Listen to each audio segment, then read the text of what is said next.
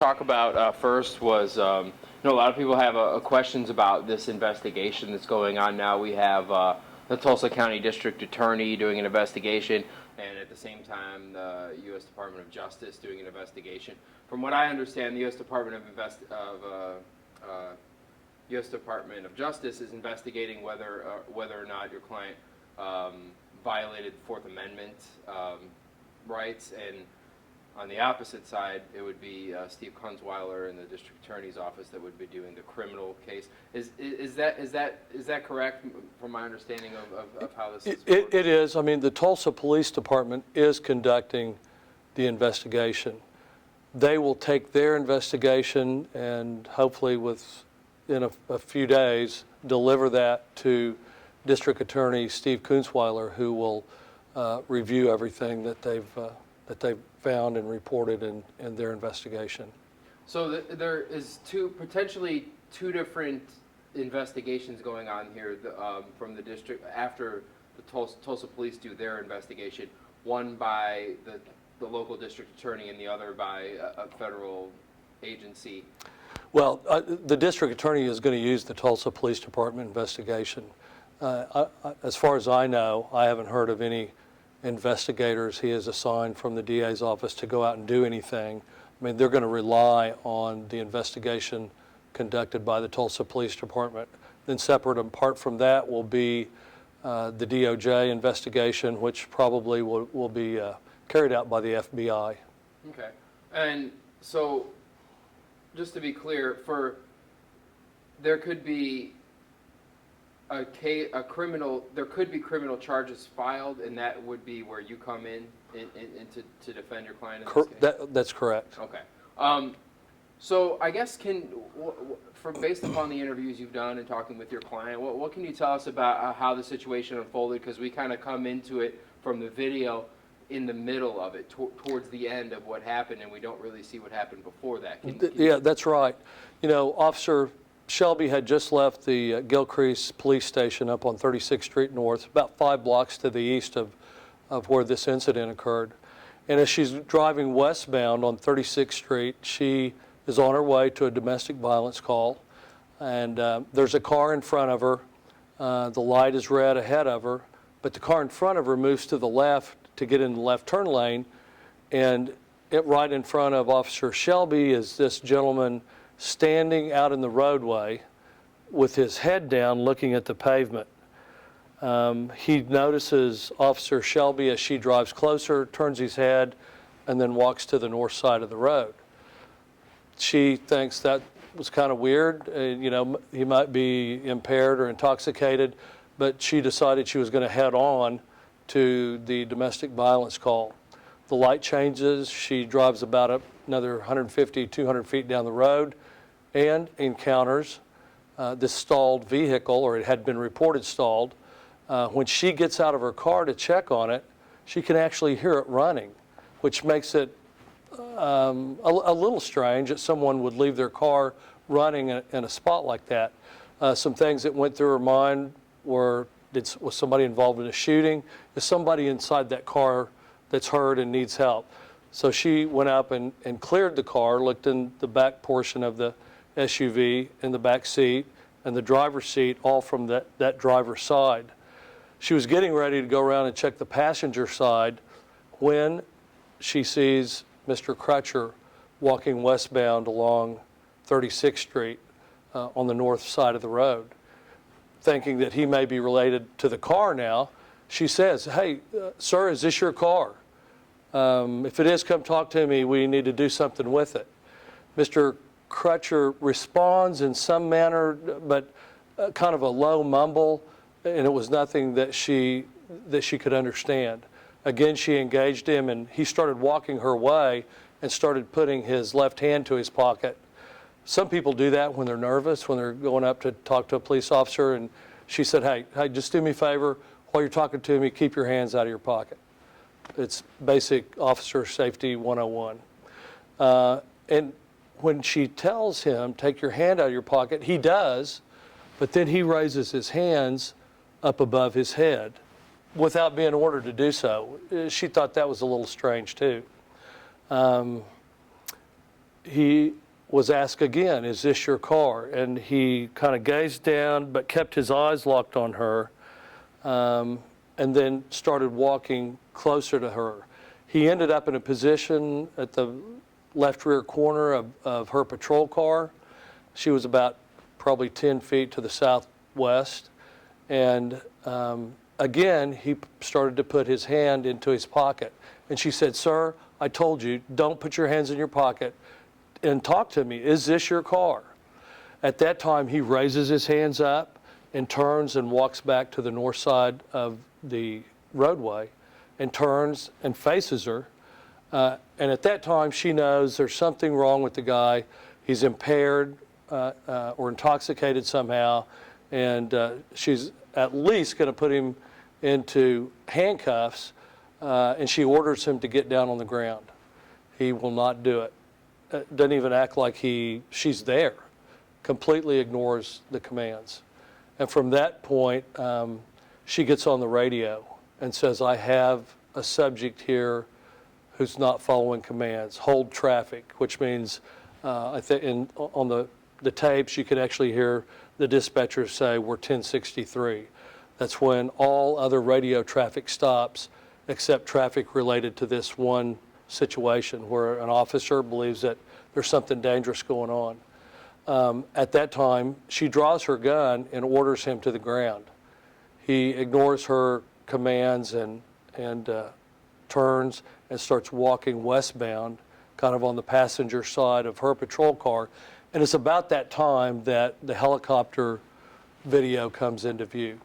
So I would say for at least a minute, he goes through this deal of having his hands up, coming back down to his left pocket, being ordered not to do that.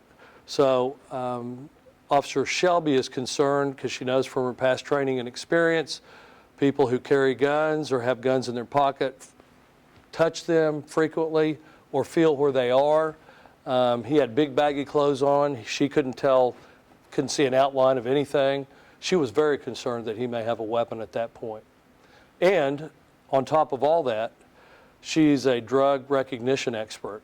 Got that training a couple of years ago. And she had already formulated the belief that it looked like he was on PCP. And he was, could be, often are, unpredictable when subjects are on PCP. They're also pretty impervious to pain. And so that was a real concern for her. She was outsized quite a bit too. I think Mr. Crutcher was, I'm going to guess, at least 300 pounds.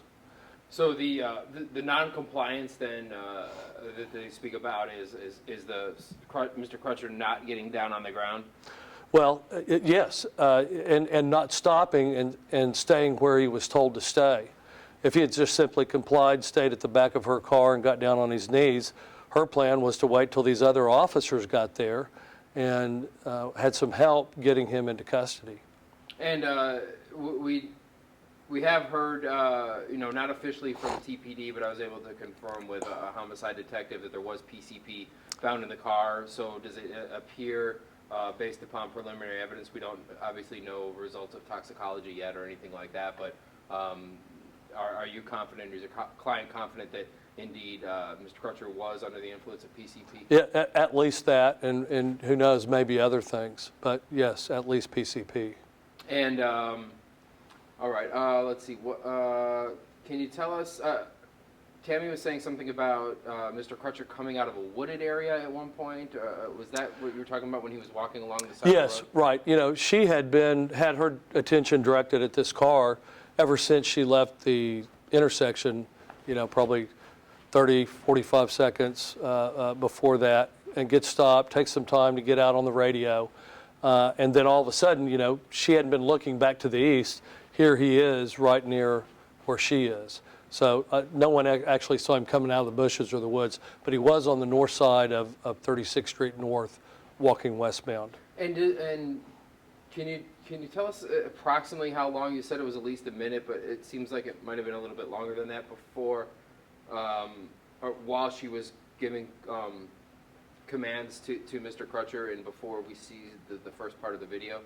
Or are we talking a minute, 2 minutes, or several minutes? Yeah, I've kind of timed it, and if you listen to her when she first gets out on the radio, says Adam 303, I'm out with an abandoned car at this location.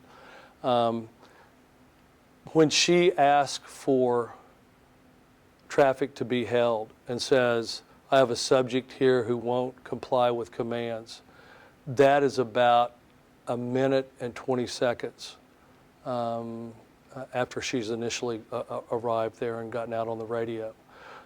So it's not too long after that the helicopter gets there, probably another 15, 20, maybe 30 seconds. But, there was a good 2 minutes where she gave him increasingly stern commands about what to do, and all of them were ignored. And when we get into more into this and more of the details, I guess become public, we'll have maybe a better idea. But can you tell us why, she did reach for the firearm and not the taser at first? Because and from what the video shows and what a lot of people are seeing is that it seems like Mr. Crutcher is well outnumbered by police officers by the time your client pulls the trigger.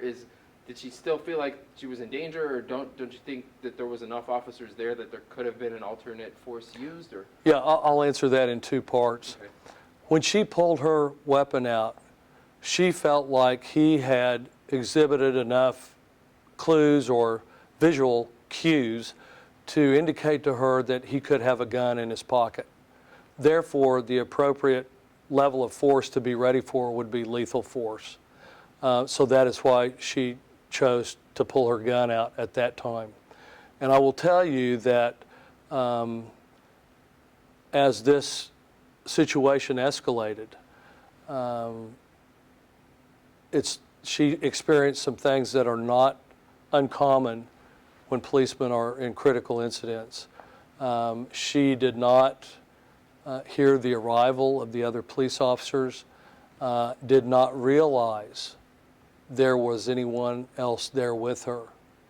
I'm sure she had tunnel vision, was hyper-focused on Mr. Crutcher, but if you'll look in the video, Officer Turnbow is about a step or two behind her, and she was completely focused on what the threat was at that time. And is it Mr. Turnbow or Officer Turnbow pulls the taser and uses the taser on Crutcher? It seems like just seconds before the shot is fired. Is that correct? Or, it's hard to see because they kind of block the view of the camera. It is, but Officer Turnbow has stated, I believe in his interview to detectives, that we fired simultaneously. They both saw the threat that was presented, and that was Mr. Crutcher reaching into the car. And I guess you already answered the question that because she felt like he had a weapon in his pocket, that's why she chose to use her firearm instead of the taser. Right. Then we talked about the PCP. I'm curious about this. Obviously a lot of backlash on social media. This is getting a lot of attention. People demanding, criminal charges and stuff like that. And I think what all gets lost in this is that this is your client's a human being too, who I don't think, I can't say what's going through her mind, but I don't believe, and I would hope that, she didn't want to, she didn't mean to. This wasn't cold-blooded murder as some people are making it out to believe. Yeah. Can you tell me, her kind of mental standpoint right now, kind of what she's going through? I'm sure it's been tough on her and her family. Yeah, it has been. I mean, she feels horrible about what happened. She's told me that she is praying for the Crutcher family, and that, we know everything in hindsight, that there was no gun in the car. She feels horrible about that. But at the same time, she told Detective Walker when she was interviewed on Monday morning, I have never been so scared in my life as when his hand started going into that car. Now, I know a lot of people think police officers get trained to not be scared. That's not true. They learn how to control it and learn how to carry on their job when they are in a great deal of danger. So Officer Shelby is like, she's not a neophyte. She's a field training officer. I mean, the last police officer that she trained was a black female officer that is now out on the streets of Tulsa. She has excellent work record, excellent training, documentation.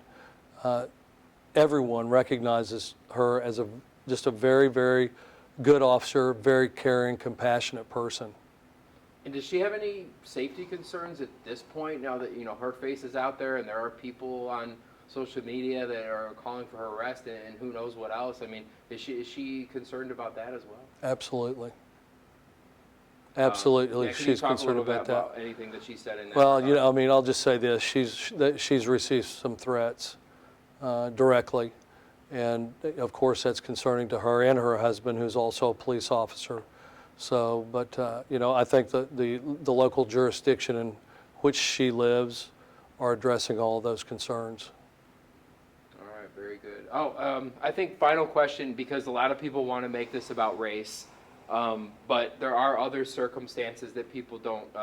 The size of the individual, the fact of the erratic behavior, and the fact that he was reaching for the pocket, those are all more of the reasons, from what I'm understanding, that this turned out the way it did. Those are, those are the reasons. Those are the reasons. Race had nothing to do with this. Officer Shelby has periodically through her career worked in the predominantly black portions of Tulsa and has done great, and has been recognized by some of the people in that community for some of the things that she's done. I think I saw a picture on Facebook this afternoon where a young couple brought her flowers up to the division to thank her for going above and beyond to solve their burglary and get their property back.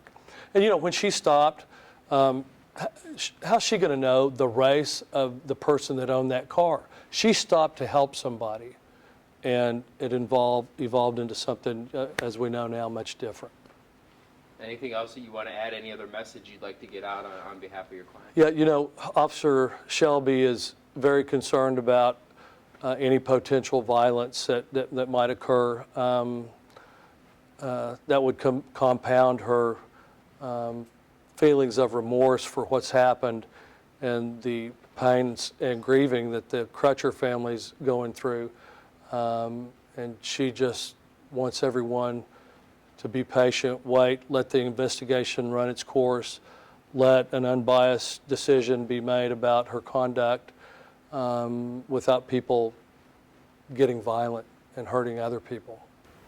So, this is kind of, I guess, is this different than your normal investigation into whether or not someone committed a crime against someone else because of It absolutely is. I mean, the minute she came on and said shots fired, I mean, we know she's the one that fired the shot. So there's not any whodunit to this.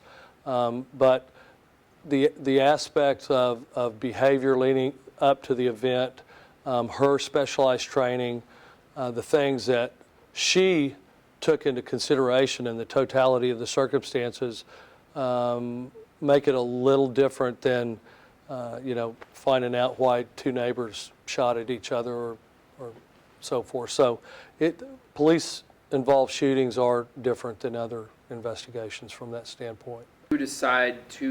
Once they do decide to, if they do decide to press criminal charges, we don't know if they will, but let's say if that happens, at that point then does it become more of a quote-unquote normal trial, in that it's basically just like any other civilian would go through? It would follow the normal process of any other criminal case in Tulsa County, yes.